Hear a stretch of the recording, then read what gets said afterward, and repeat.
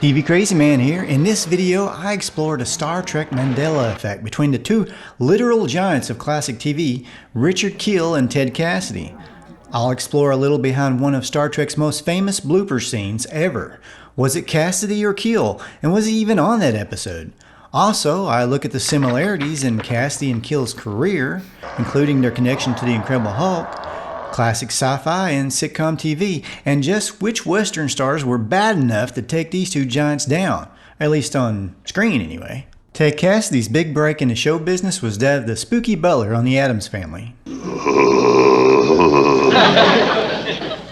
You see, the mere thought of it has him bubbling.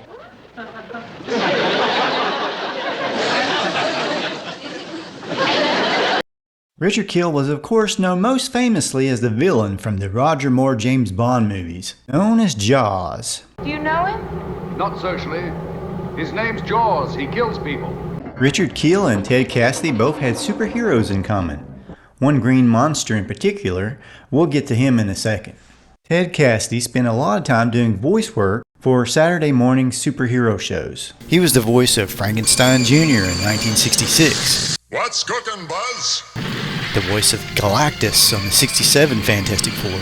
And then in 78, he became the voice of Ben Grimm the Thing in the 70s Fantastic Four that featured Herbie the Robot. And Ben Grimm into a mighty muscled powerhouse called The Thing. Herbie the Robot, the newest member of the group.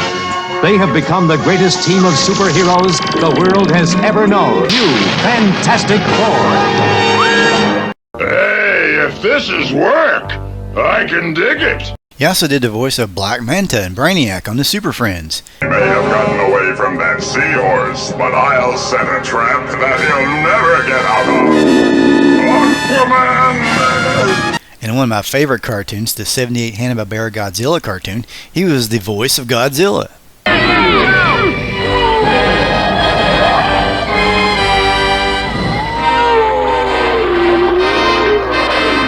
Richard Kiel didn't do a whole lot of Saturday morning programming, but he was on a couple of episodes of Land of the Lost, Lassie, and the Monkeys.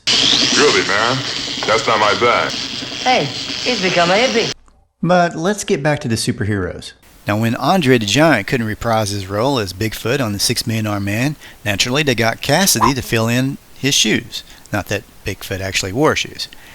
Now, in Bigfoot's Return 2-part episode, he took on the 6 Million Armed Man and the Bionic Woman.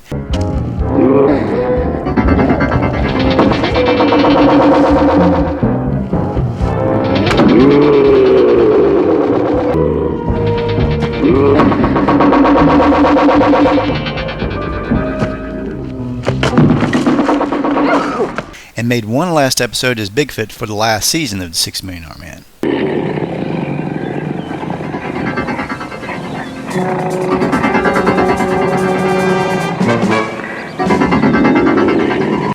His likeness was used in the packaging of the Bionic Bigfoot toy packages.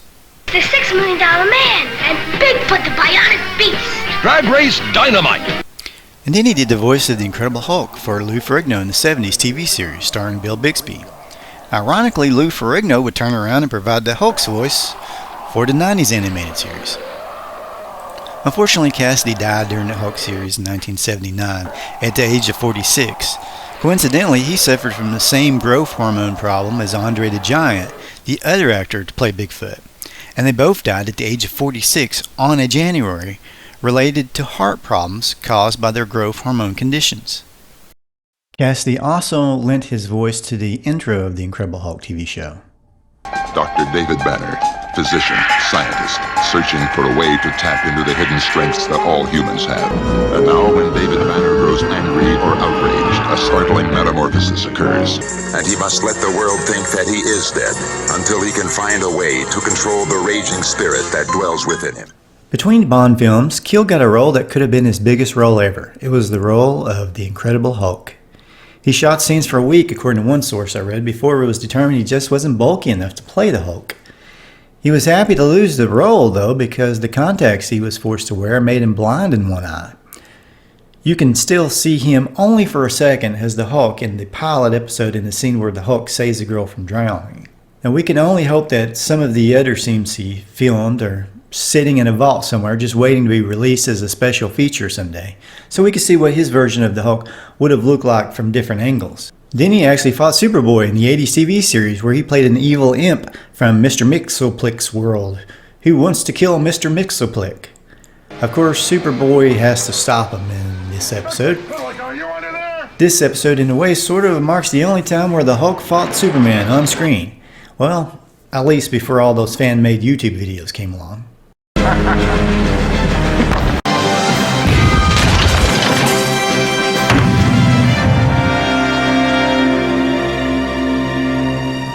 He did a cool cameo with Mr. T on the Inspector Gadget movie.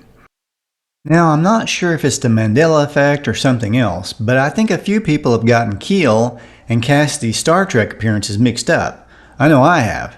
You see, Kiel never actually appeared on Star Trek that I can find. He did show up at a Star Trek convention at least once, but that's all I could find in my research. Now, Cassidy, on the other hand, was in 3 episodes of the original Star Trek series. That is, if you include the 2 episodes where he did voice work only.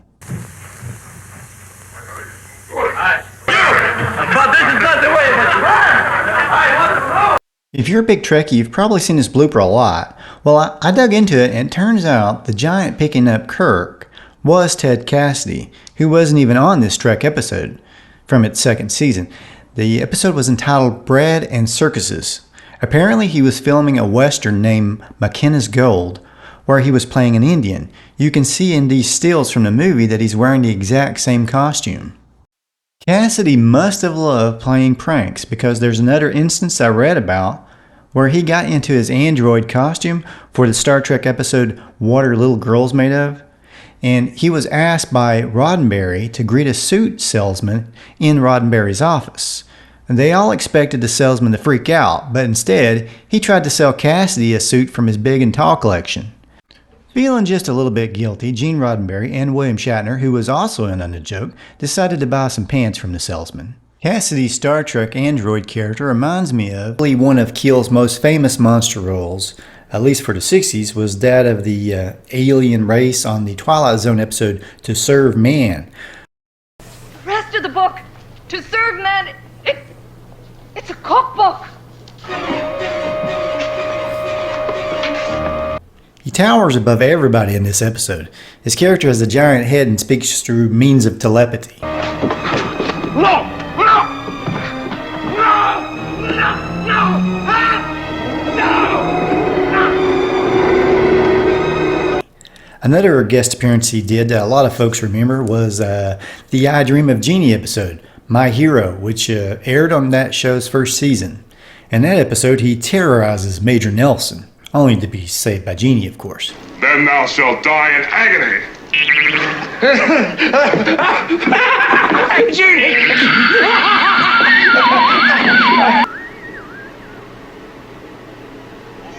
What is happening?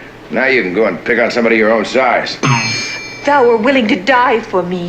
Thou art the bravest man I have ever known. Cassidy appeared on I Dream of Jeannie too, twice. So, which Western star beat up Richard Kiel? It was Clint Eastwood on Pale Rider, with a pop to the nose and one to the, well, let's just say that it wasn't exactly a fair shot. Cassidy's big Western brawl was with Paul Newman in Butch Cassidy and the Sundance Kid, who took a similar strategy. Rules. In a knife fight, no rules. Before those fights, Kiel fared even worse when he took on Chuck Connors on The Rifleman.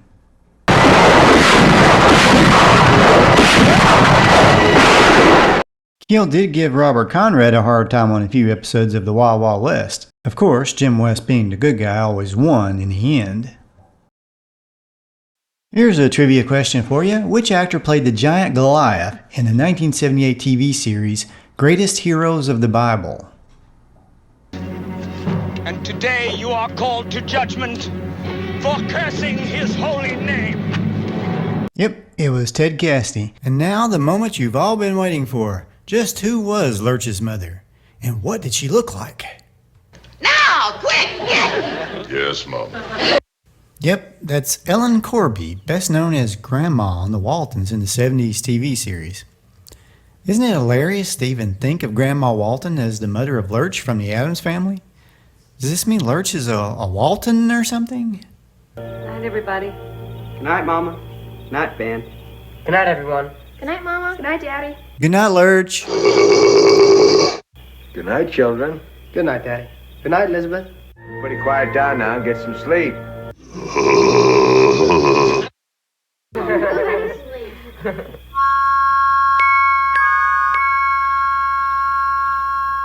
Oh, and you might have recognized Ellen Corby from It's a Wonderful Life as well. Oh, and the episode Mother Lurch appears on was the Season 1 episode, Mother Lurch Visits the Addams Family. Thanks for watching the TV Crazy Man channel. I have lots of more classic TV video subjects to browse through on the channel, so check them out. If you like cartoons as much as Ted Cassidy did, check out my Freddy Cat Cartoons channel. I put my own crazy cartoon ideas down in animated form with, believe it or not, actual clean jokes that everybody can watch and listen to. And this is TV Crazy Man signing off. Please don't forget to like and comment. Have a great day.